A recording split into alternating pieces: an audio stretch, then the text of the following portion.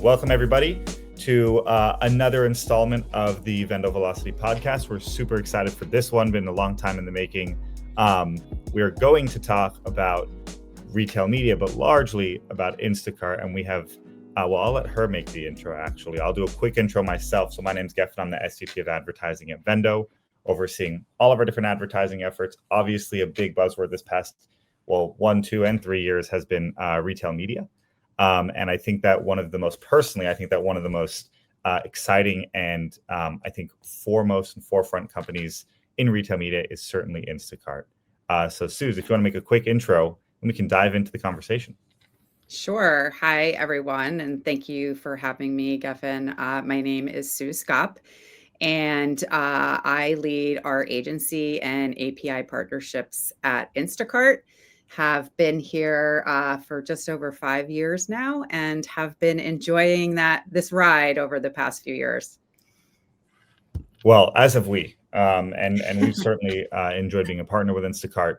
And I kind of alluded to this in the intro, but when I think about not even just retail media, but digital advertising in general, e-commerce based advertising, PLA advertising, and then the back end data analysis, metrics, et cetera, Instacart really sits close to the top of mind for me, because I think that you guys are doing such a phenomenal job across the board with the way you're slicing and dicing data, what your offerings are, and then how seamless that is with the consumer experience.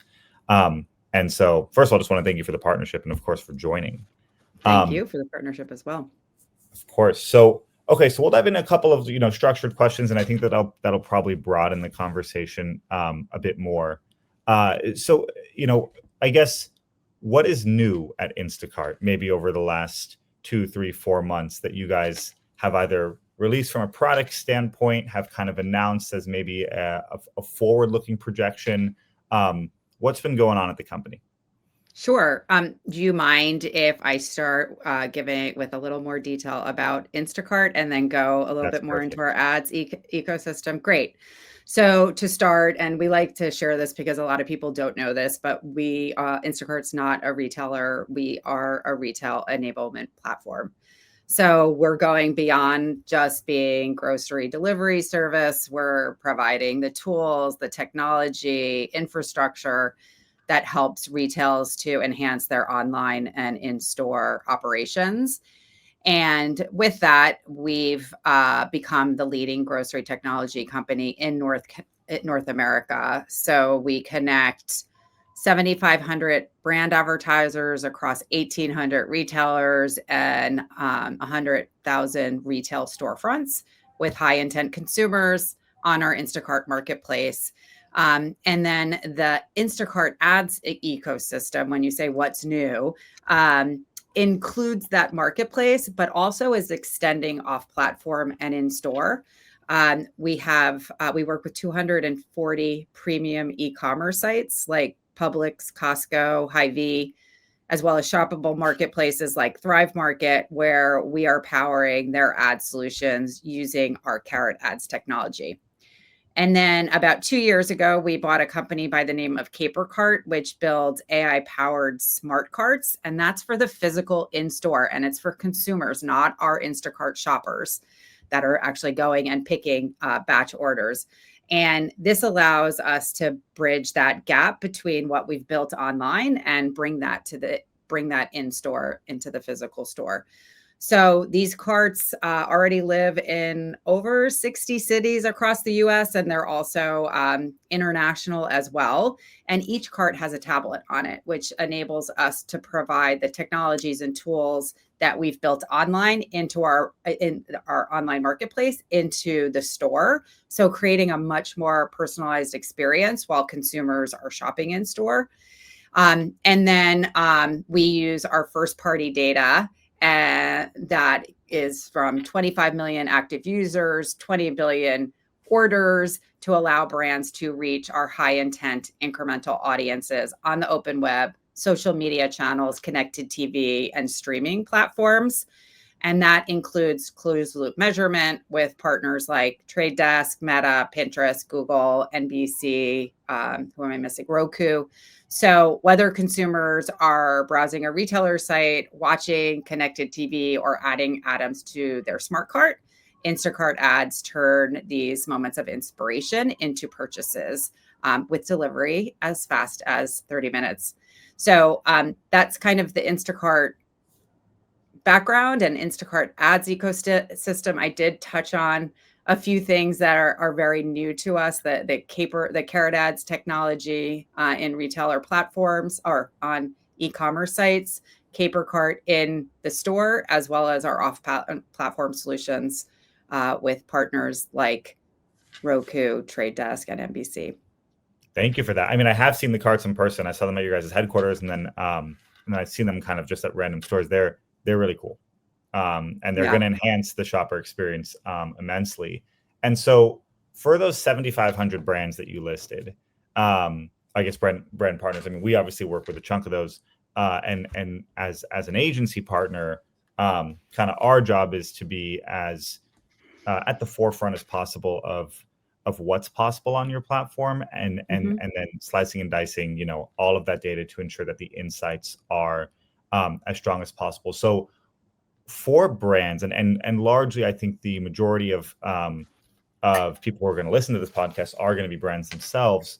What are some best practices in terms of maximizing your guys' platform, whether it's from a product basis? And that does lead into one of my questions of what are some of your most effective ad products that you guys have? Yeah, I mean, so it depends on, what you're really trying to achieve. But in the beginning of our advertising offering, let's call it Act 1 or Instacart 1.0, we started with sponsored products, which is essentially search results that influence grocery decisions right at the point of sale. And that allowed us to build a strong foundation, performant, measurable ad unit that delivered return on ad spend and, more importantly, sales lift. For Instacart 2.0, we crept up the funnel and expanded into display, video, shoppable formats, as well as inspirational formats. So giving brands this way to drive inspiration and consideration in the digital aisle. And at the same time, we really tried to mature the measurement with incrementality testing and customer acquisition metrics, so brands could truly quantify the business impact. And we are very proud to say that brands that are advertising on platform with Instacart see an average sales lift of 15%. And sometimes it's double that. We've also been using AI for a really long time. There's not a conference that doesn't go by that those two letters are not said, but we recently announced a comprehensive suite of AI-powered automation tools, and those are designed to drive on-platform ad performance. First one being universal campaign. So advertisers can launch one campaign with a single budget that automatically optimizes across all formats in real time. And then we also have our AI-powered landing pages, and this allows brands to generate a shoppable brand destination, complete with product showcases, tailored copy, and they're doing it within minutes. So creating tools that dramatically reduce the complexity for advertisers. And then what we'll call Act 3 is extending all of our foundations beyond the Instacart marketplace, off-platform, and in-store. So I already talked about carrot ads, but a great example of strong performance there is Milk Organics. Since initiating a campaign on Sprouts, which is one of our partners using carrot ads, they have seen anywhere to 3 to 4x return on ad spend, and new to brand sales is accounting for 25 to 30% of monthly purchases. So really strong performance there. In terms of the Caper Carts, that is definitely more of a nascent platform from an advertising perspective, excuse me, but sponsored products and shoppable display ads are living there today. So think about, creating this opportunity like never before in store where you can actually do cross aisle shopping or cross aisle inspiration. So if I'm putting marshmallows into my basket in the summertime, I might get prompted to, get an ad for Hershey chocolate as well as graham crackers to make my s'mores that evening. And then from an off-platform perspective, we are extending Instacart's first-party data and closed-loop measurements to partners like TikTok. We actually announced TikTok last week during Ad Week. NBC, Pinterest, Trade Desk. I said a bunch of them before, but really strong performance there. And we're seeing great opportunity for brands to reach incremental customers. So some case studies that we ran a campaign with Heineken on the Trade Desk. They saw 70% of attributed sales from new customers coming from the Trade Desk during that campaign using Instacart audiences. And then Danone reached 93% of incremental users and drove 33% new to brand users with a campaign that they were running on the Trade Desk using Instacart audiences. So strong results. Our data and measurement can extend beyond just Instacart and still deliver that strong performance that you would see on platform as well. Thank you for that. That's actually really insightful. So a couple of follow-up questions. You talked a lot about the Carrot Network. And I think the Carrot Network is really interesting because there is a difference between, say, classic Instacart and then the Carrot Network. Can you talk about a couple of those differences and what it means as a brand to advertise with a retailer through the Carrot Network versus advertising just on Instacart, let's say, just regular sponsored products? Yeah. So with the Carrot Network, or Carrot ads. So that is actually living. It's our Instacart ad solutions living on that retailer's platform. So within Instacart, within one campaign, if your products are also within those retailers' sites or living on the shelves on those within those retailers, within one campaign, you can be showing up on Instacart Marketplace, and you can be seamlessly extended to the rest of those retailer sites. And with some of those retailers, you can actually target that individual retailer, like Sprouts. You can go into Instacart and build a campaign specifically for Sprouts. I think that's really powerful for brands because, we work with a lot of brands who, obviously Instacart is it's called retailer agnostic, right? At its base, right? You show up and then wherever someone is searching where your product as a brand is for sale, then it will show up in that zip code or in that radius. When it comes to showing up on a specific retailer, obviously a lot of brands have sometimes narrow go-to-market strategies. And let's say they're just launching in Sprouts and they need to advertise in Sprouts alone, or they need to show, the Sprouts buyer or merchant that they are, fully investing and dedicated to their platform. That's a good avenue for brands to utilize something that Sprouts otherwise wouldn't have. Or if they do, there's minimums, or if they do, it's managed service. But from a self-serve perspective, this really kind of empowers brands to, utilize that. Yep. And then you'd mentioned, because I think something that's super interesting about Instacart is a digital to in-store platform, which I think is fascinating. So when you talked about the average sales lift, were you talking about the in-store sales lift? So that was a retail sales lift? That was a sales lift on Instacart. Yes, correct. Yeah, I think that's really interesting because what ends up happening for brands oftentimes is they'll lump digital into one and then retail into another. And like technically, let's say if you're advertising on Walmart.com, there is this slight Venn diagram of like an overlap. But with Instacart, it's like there isn't the Venn diagram, but there also is. With that, you guys are strictly digital, but you're driving exclusively in-store sales. And so these are actually moving retail units, and you can get very granular, especially as you guys expand with some of your more either programmatic partnerships, like with the trade desk. You guys can start expanding those types of audiences to various, specific zip codes, specific demographics. Brands can get very granular with that 1P data. Have you seen a large adoption with the trade desk partnership? Yeah, very large adoption. We, I would say from off platform in general for us, we've seen pretty tremendous growth. A lot of that has to do with the fact that online grocery sales have been experiencing this growth and are expected to do that, which has accelerated omni-channel shopping. And brands are recognizing that, right? That omni-channel shopper spends more. So it's a really valuable audience. So we've been seeing brands lean in because, retail data essentially gives them that precision with the scale of the broader advertising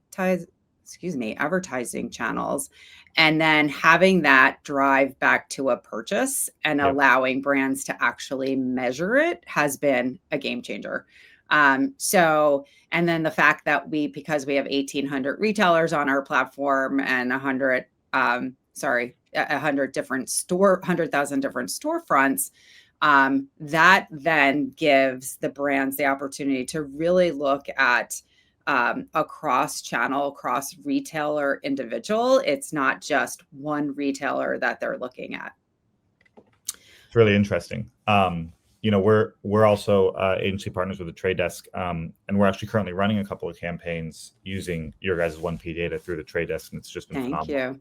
Thank you. So I think that for brands that are listening, that is, when it comes to programmatic targeting and retargeting, it's a really interesting angle to take because it kind of aggregates an immense amount of, digital to in-store data that people are telling you where they're shopping without them having to necessarily be there. And I think that that's a bridge that few other companies can offer. So that's definitely a shout out for any brands listening to definitely take advantage of that. Moving on to co-branding. So one thing that we've seen success with historically for our brands is Instacart allowing them to co-brand. And so to basically do campaigns with other brands. Can you talk a little bit about that and kind of what that means? Yeah, sure. We call it co-marketing, but it definitely embodies our grow the pie strategy. We have lots of food puns at Instacart. I'm sure. But with the 700 advertisers that we're working with, it's category leaders all the way to challenger brands. Our philosophy is that when we grow, our advertisers will also grow their business with us, reaching a highly engaged incremental consumer. So how it works is we team up with our brand partners during key tentpole events and seasonal moments to create this truly integrated campaign. The events can also be around a brand's or own curated event or a tentpole event. A couple of years ago, Red Bull came to us. They were doing a NASCAR event and wanted Instacart to partner to help enrich that program. But these campaigns bring together our partners' brand equity with Instacart's ability to deliver products quickly. We actually this year, I'm sure you've heard, did our first ever Super Bowl campaign. And it was a great example of what our co-marketing can offer at scale. So it was a retail media moment in addition to a very large brand campaign, the first ever large brand campaign that Instacart has ever done. And brands like P&G and Kraft included their nostalgic mascots like the Energizer Bunny and the Kool-Aid Man into the commercial. And then we all of us repurposed that content leading up to the big game across Instacart, across social media channels. We even did in-market activations in New Orleans where the Super Bowl was being held, but truly turning one campaign into this comprehensive full funnel marketing solution. And in terms of best practices, I would say the most important thing is to engage early. It is a process. And then building on that, I think it's really important to make sure that the opportunity and decisions aren't only made within the commerce teams. All aspects of the marketing team should have a seat at that table and should be brought in so that you're truly getting that creativity and the decision making holistically for the brand. So those are a couple of the best practices and working there with our co-marketing solutions.